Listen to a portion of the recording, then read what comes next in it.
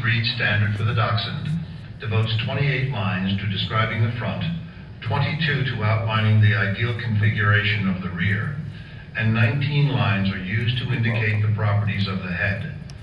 So, if the emphasis placed by the breed standard is to be followed, one can safely proceed by prioritizing in the following order: fronts first, then rears, and then heads. It is also interesting to note that 22 lines are used to describe the ideal gait, placing it high in the list of priorities, equal in importance with the rear, but more important than the head.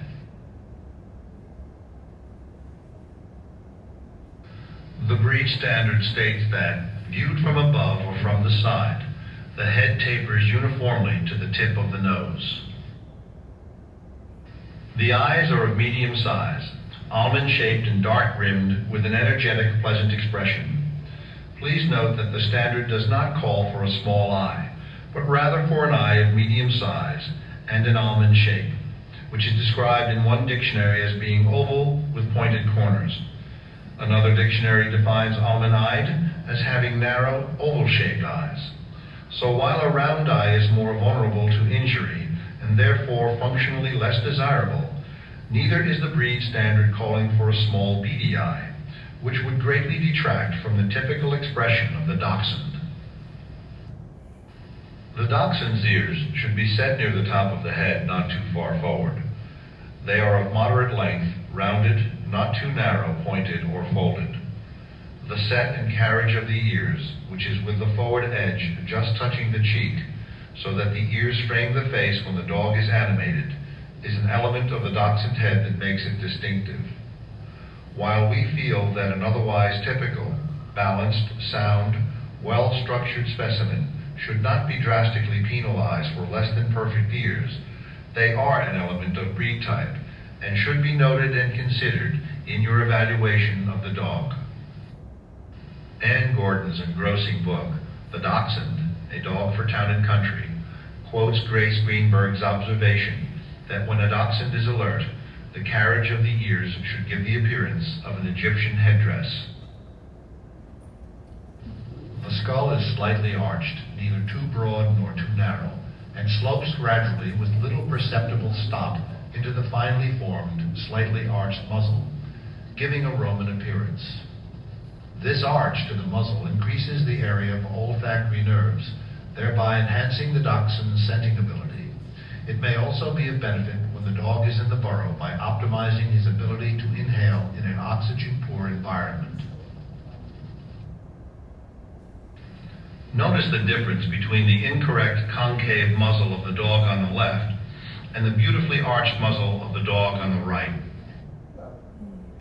The standard asks for strongly developed bones of the jaw, which tells us that this breed needs a strong underjaw to do battle with a mortal enemy in his own turf. Some of the heads seen in today's show ring have had the underjaw sacrificed as breeders have attempted to develop more elegant heads. Surely this is merely a whim of show fanciers, as the word elegant appears neither in the standard's general description of the Dachshund nor in its description of the head, and it is highly doubtful that an angry badger, possibly the meanest animal in the forest, is going to be at all impressed by elegance in a Dachshund. The standard calls for a scissors bite and states that an even bite is a minor fault. As a level bite is quite functional, perhaps the emphasis should be on minor rather than on fault in interpreting that particular line of the standard.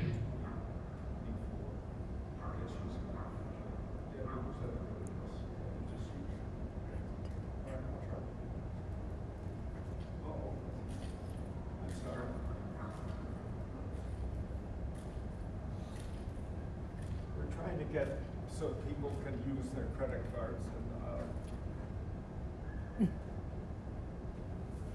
A Dachshund must have a correct rib cage in order to have a correct front, as the thorax, which the breed standard requires to appear oval and extend downward to the midpoint of the forearm, is formed by the rib cage, and upon this foundation are laid the other elements of the front. The standard tells us that the well-sprung ribs appear full and oval to allow for complete development of heart and lung. the breastbone, also called the prosternum, in the words of the standard, is strongly prominent in front, so that on either side a depression or dimple appears. This prominence is actually the front part of the sternum, the bone which forms the bottom part of the rib cage, as 9 of the 13 pairs of ribs are attached to it. For the dachshund, a breed whose signature work is performed in unventilated underground tunnels, a properly shaped and capacious rib cage that allows for adequate heart and lung room can be a matter of life and death. And his ability to work underground is further facilitated by a properly placed shoulder assembly and legs made up of bones of the proper lengths that can fold up accordion-like for moving in the tunnel. He also must use those legs for digging underground while resting on that long sternum or keel, which the standard tells us extends well beyond the front legs and merges gradually into the line of the slightly drawn-up abdomen. Notice that on the ideally constructed dachshund, the end of the keel falls directly under the anticline, that place where the spires of the vertebrae change directions. This gradual slope of keel can be essential to a dachshund who finds himself needing to back up over a root or a rock encountered in a tunnel. A dog without the desired sled runner-shaped sternum might be unable to back out of the tunnel, finding himself trapped in a very tight spot indeed. The famous American dachshund writers, Lawrence and Dorothy Horswell, tell us that to move this long body through the badger sets, it was necessary for the legs to fold to a minimum length. Anyone experimenting with a carpenter's rule can convince himself that 3 sections of equal length can fold shorter and extend longer than any comparable sections of unequal length. In the 4 quarters, the 3 sections are the shoulder blade, the upper arm, and the forearm. The standard tells us that the shoulder blades are to be long, broad, well laid back, and firmly placed upon the fully developed thorax, closely fitted at the withers, furnished with hard yet pliable muscles. This part of the standard refers to 2 of the 3 elements necessary for excellent shoulders in the dachshund: the layback or angulation, and the requirement that the shoulders incline toward the withers. Notice that there is a smooth transition between the neck and shoulders of the dog on the left, a lovely miniature smooth dachshund with an excellent front assembly. The dog on the right has inadequate shoulder angulation. Notice the sharp right angle between the neck and shoulder.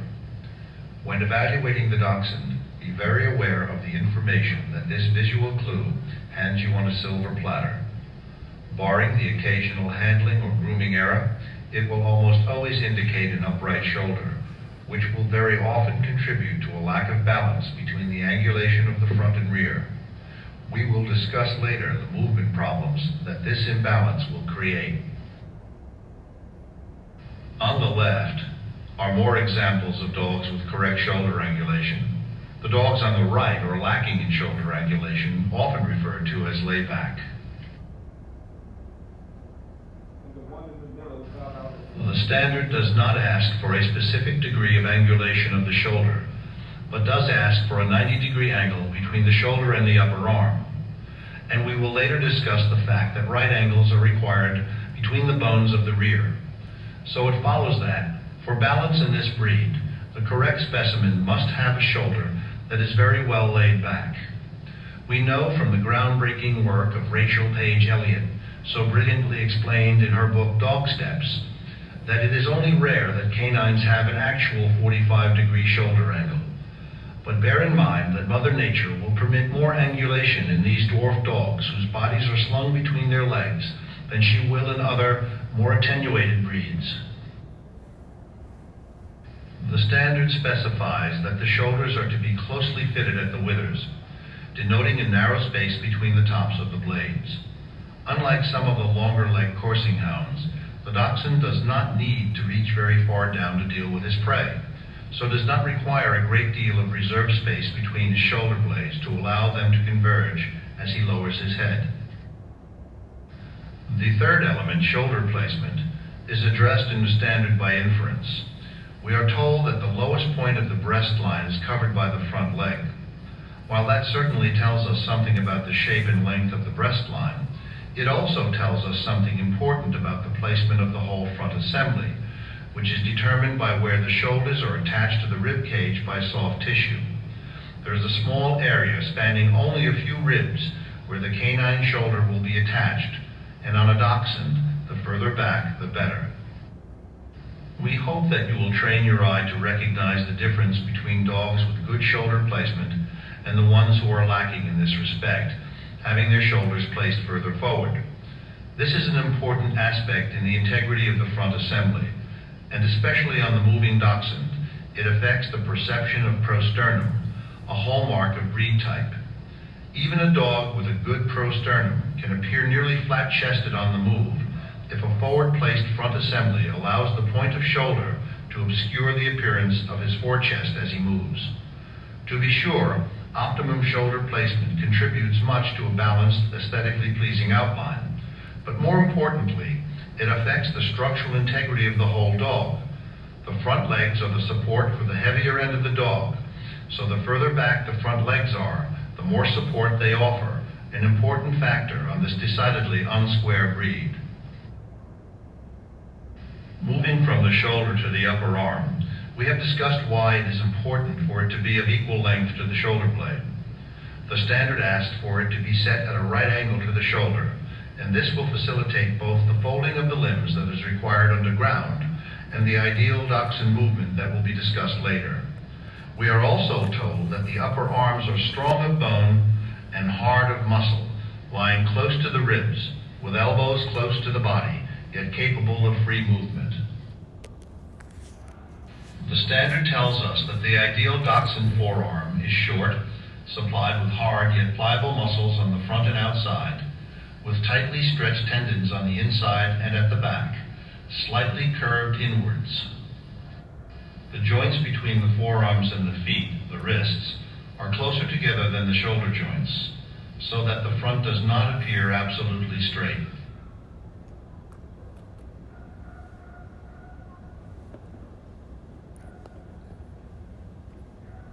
This is what we were looking at on the dogs on the table. The distance between the shoulders and between the, they said wrists or elbows is less. It comes in. It's a wraparound front, like a parenthesis around the thorax. The standard tells us that the hindquarters are strong and cleanly muscled.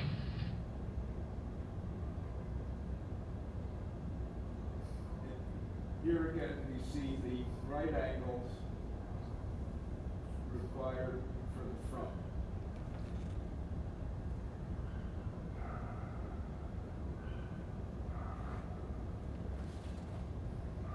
This maximum angulation assists the dog in folding his legs underground, and, when combined with the ideal bone lengths and the proper muscular development and ligamenture, provides the drive necessary for efficient movement, which we will discuss later. Short hocks that incline neither in nor out are highly desirable. You may find it helpful to know that many a dachshund who will not stand on the examining table with parallel hocks actually uses his rear legs quite well. While we hope that breeders and judges will place more emphasis on how the dog moves than on how he stands on the table, a dog's inability to stand with parallel hocks on the table should be a signal that close attention should be paid to the rear movement. The croup is long, rounded and full, sinking slightly toward the tail, which is set in continuation of the spine, extending without kinks, twists, or pronounced curvature, and not carried too gaily. Why is the standard so specific about the structural integrity of the tail? Again, it is a matter of function. The tail must sometimes serve as a rescue handle. The feet of this hardy working breed need to fit the standard's description as full, tight, compact, with well-arched toes and tough, thick pads. The rear feet are smaller than the front feet and point straight ahead. The front feet may be equally inclined a trifle outward and are supplied with short, strong nails. A dachshund with a flat or splayed foot may well find himself severely hampered before finishing a day hunting in rough terrain, and those strong nails are essential for digging, a task that he often must perform in his work underground. Should you have any doubts about the dachshund being a digger, ask any gardener who has ever owned one. Knuckling over is a disqualifying fault. It is interesting to note that the only disqualifying fault in the breed standard for this purposeful working breed is one that deals with an issue of soundness. This is the change. There are now 6 disqualifications.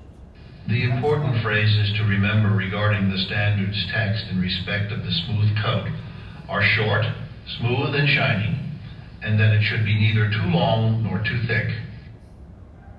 Regarding the coat of the long hair, the operative phrases are sleek, glistening, often slightly wavy.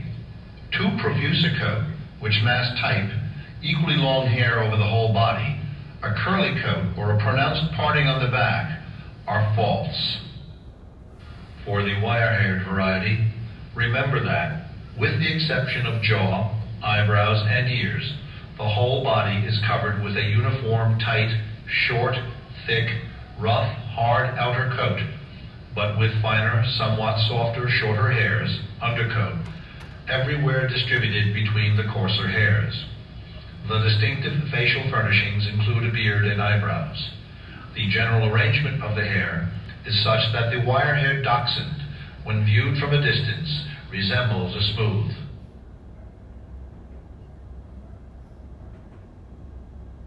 Here are examples of some of the colors mentioned in the standard for longs and smooths: cream, fawn, black and tan, chocolate, red, and gray. And for wires, wild boar, black and tan, various shades of red, and chocolate. Now the patterns, there's been one added to the pattern. Oh, let me stop this. I gotta stop it. Stop it. And Sorry. We now have the piebald pattern as Yep. one of the acceptable patterns, and we'll go into that later on.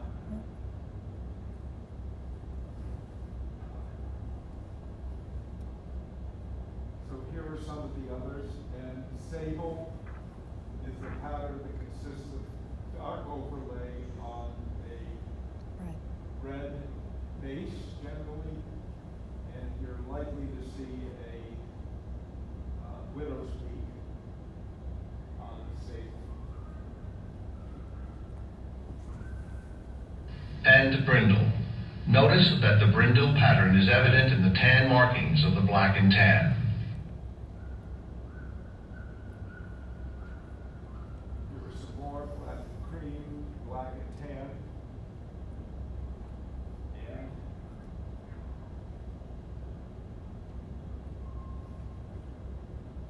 four times in the standard is stated a small amount of white on the chest, although acceptable, is not desirable. And that's still the same, with the exception of the piebald pattern and the dapples. Dapples can have more white on their chest, we'll talk about. Dachshunds are bred and shown in two sizes, standard and miniature. Miniatures are not a separate classification, but compete in the class division for 11 pounds and under at 12 months of age and older. Weight of the standard size is usually between 16 and 32 pounds. Much of what we have covered so far has been concentrated on breed type. When it comes to movement, balance and soundness will carry the day. What is good movement in the dachshund? In the standard's general appearance paragraph, we are told that the dachshund's movement should not appear crippled, awkward, or cramped. Later in the standard, we are told that his movement should be fluid and smooth, and that the forelegs reach well forward without much lift in unison with the driving action of hind legs. The correct shoulder assembly and well-fitted elbows allow the long, free stride in front. Notice in the center photo that this dog looks as if he is stacked in show position. This ability to hold the ideal outline while moving at a trot is an excellent indicator of correct structure and is a hallmark of a correctly made dog. We are also told that, in spite of his lowness to ground, his legs will tend to incline slightly inward. While a dachshund will probably never actually single track, if he made no concession to a center line of balance while moving, he would roll, one of the moving violations mentioned in the standard. And here are the moving violations: short steps, sloppy movement, high stepping gait, close, overly close or overly wide movement coming and going, the belly tapping where the rear feet come up towards the stomach and don't extend much past perpendicular. One of the most frequently observed movement faults in dachshunds today is bouncing. Bouncing is a waste of the dog's energy because some of the momentum generated by the drive from the rear is expended to move the dog up rather than forward. Why does this occur? It is often because the dog has more angulation in his hindquarters than he has in his forequarters, so he can drive more with his rear than he can reach with his front. Imagine for a moment that you are standing on all fours, much like a runner stands in the starting blocks, and that you are going to stay on all fours and trot as you move forward. Now imagine pushing off with your legs as hard as you can, but only reaching your arms forward about 12 inches. Fall on your face. So a dachshund whose rear drive is stronger than his forward reach can accommodate will find a way to adjust his stride in order to avoid landing on his face. And bouncing is one of those ways. By converting some of the rear thrust to upward rather than forward motion, he avoids having too much of his body ahead of his front leg when he lands on it. Dogs who stumble frequently are usually exhibiting a symptom of this same lack of balance. Another way that dachshunds can adjust to this imbalance in angulation is by moving wide behind, thereby diminishing the rear drive. Remembering that inefficient movement wastes valuable energy, that good balance is an essential element to any dog, and that a good front assembly is essential to any good dachshund, we are once again reminded of how important shoulder angulation is in our breed. The standard states that, viewed in profile, the forward reach of the hind leg equals the rear extension. The thrust of correct movement is seen when the rear pads are clearly exposed during rear extension. If you are still asking, what is correct movement with a dachshund? The answer lies in the work that he is designed to do, much of it above ground, and much of it requiring long days in the field, so movement must be efficient to avoid early fatigue. Therefore, any movement fault that subtracts from efficiency will diminish his capacity to admirably perform his job. The correctly made dachshund, well angulated to allow for the folding of his limbs in the tunnel, will also be able to exploit that angulation to cover a maximum of ground with a minimum of effort, thereby conserving energy for whatever tasks he is traveling to get to. Be it encountering prey in its lair, retrieving or flushing game, or tracking rabbits or wounded deer, all jobs that dachshunds are routinely used for in this country today. A final word about temperament. The dachshund is clever, lively, and courageous to the point of rashness, persevering in above and below ground work with all the senses well developed. Any display of shyness is a serious fault. Please note that shyness is listed as a serious fault in the breed standard, as it would most certainly be untypical of the ideal temperament for a multifunctional working hound.